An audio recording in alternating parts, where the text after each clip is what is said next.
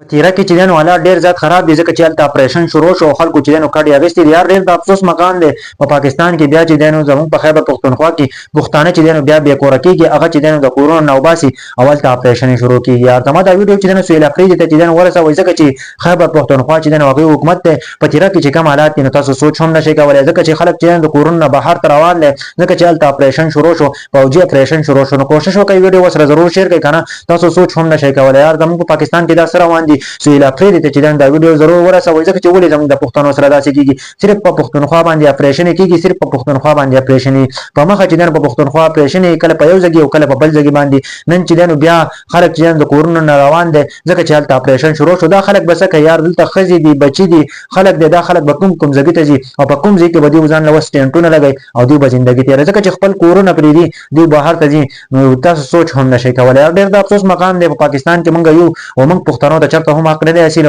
چې مونږ چرته په پاکستان کې په صحیح طریقه باندې ژوندۍ تیر کو مونږ چې د فرصتونو ژوندۍ تیر کو خامخا په پښتونخوا باندې اپریشن اوس بیا اپریشن د پښتنو چې څومره کسان مې ویډیو ګوره ضرور شیر کړئ د سویل افریدي ته ورسوي سویل افریدي چې نو په سیاسي الو زلو کې ده او کوشش وکړه چې دا اپریشن چې نو دا بند کا ځکه چې دا د پښتنو ته حالات ډیر زیات خراب دي ځکه سویل افریدي نه هم تاسو کې سویل افریدي و چې په دې کې ځسنه شم کولای چې سویل افریدي په کې څه نشي کولای ته د صوبې وزیر اعلی ته په کې څه نشي کولای نو بیا د وزیر اعلی ته بولی کې د دې استعفا خلک استعفا ورکړي او دغه صوبې د وزیر اعلی نه ختم شي او کس بل وزیر اعلی شي چې هغه نری هغه کې پښتو ځکه چې د پښتنو حفاظت وکړي نه شي حفاظت ته وټ خورسته ده د اول د پښتنو حفاظت وکړه چې د نور ملک د عبرت واخلي نور ملک بل هم وټ درکې ټول خلک براوزي عمران خان بریها کړل شي او بل طرف ته چې زموږ په پښتنو باندې ظلم زیاته کیږي هغه بیا هم پی ټی آی له وټ ورکړي نو اوس په کار کنه سویل افریدي چې دا کوشش وکړي کنه او دا اپریشن چې دا ختم کی ځکه چې د خلک چې به کور کیږي خزي به کور کیږي ماشومان چې به کور کیږي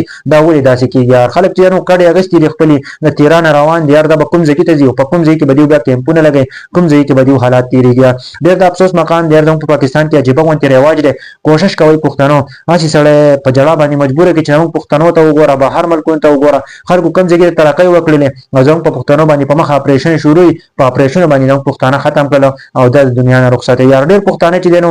غټ استي چې دینو هغه د دنیا نه رخصت کړل صرف په دې وجه باندې کنه چې پښتانه را پاسې خپل आवाज چوتای خپل حق د پاره خو بل طرف ته کتا سو وګورئ زمونږ د پښتنو سره ډېر زیاته کې په تیرا کې چې کوم حالات کې تاسو سوچ هم نشئ کولای پښتنو زمونږ هم حق جوړي چې موږ تاسو ته دا خبر درورسو د تیرې حالاتونو خبر کو کنه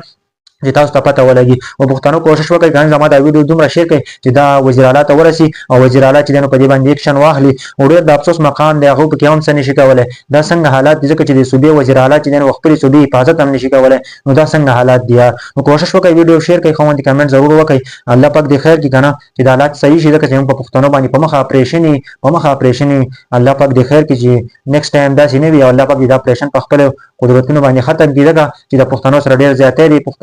پښتني خزي کورون نوزي هغه چې دنو بنقابه کیږي او هغه چې دنو ماشومان سره زیاته کیږي ماشومان په وجه لکېږي موږ د اپریشن داسې کارونه وی الله پاک دې خیر کړي کوشش وکړئ ویډیو نور ملګرو